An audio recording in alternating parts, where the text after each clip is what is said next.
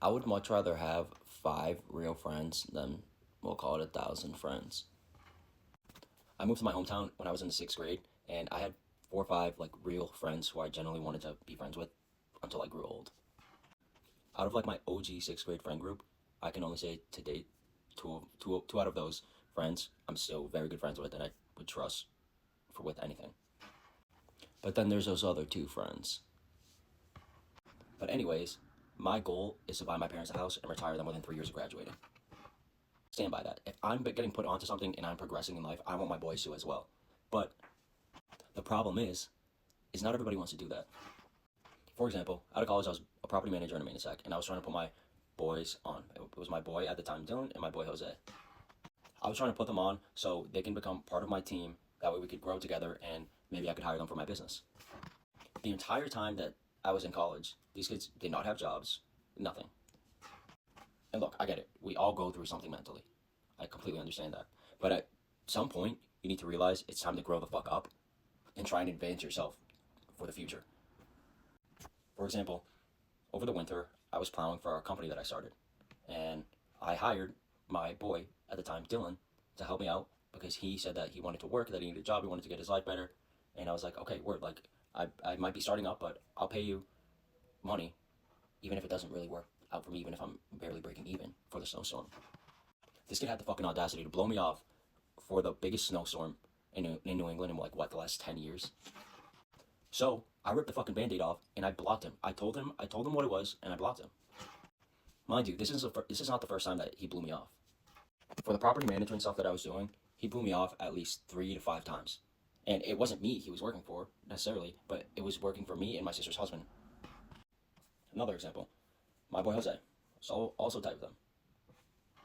I was renovating an office space for my sister's husband, and we were painting, framing a new wall, and doing new flooring, and a bunch of other stuff for the office. And I'd hired Jose, and he was working for me for a few days. Mind you, this kid has like a crazy weed addiction. Like, he's addicted to marijuana as if it's crack. Come the day when I need to pick up the flooring after we had finished the painting, he was sleeping at my crib, mind you.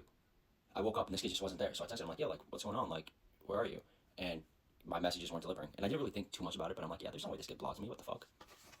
I get to the office, and my sister's husband came, met me there around like 6 p.m. At this point, I had tried calling Jose's mom a few times, tried calling Jose, just like straight to voicemail, no answer. Then my sister's husband was like, oh, like, where's Jose? And I'm like, dude, like, I explained to him that he just didn't show up, blah, blah, blah. He's like, oh, yeah, I know, like, Jose went behind my back and started bad mouthing me to him and to his brother. I won't go too much into detail about all the bullshit he was saying, but anyways, it was literally all lies. I literally was making the mistake of treating them like my friends instead of being their boss and being strict with him.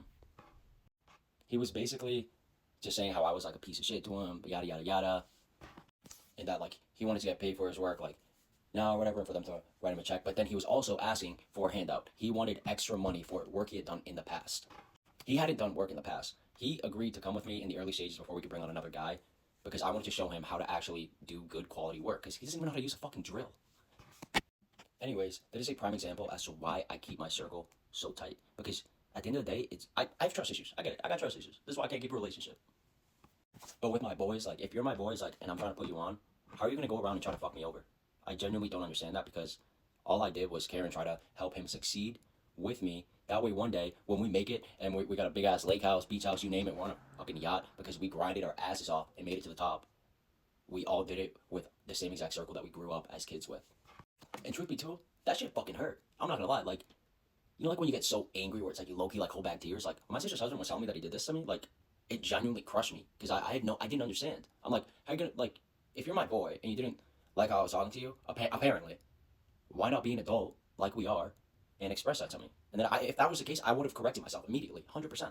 I would have acknowledged him and I would have apologized and I would have been better. But that wasn't the case. I was treating him like a little fucking princess instead of a boss, and I should have been teaching him like a fucking boss. Like when my sister's husband told me that, I wanted to pull up to this kid's house and beat the fucking shit out of him. My dad had to fucking stop me.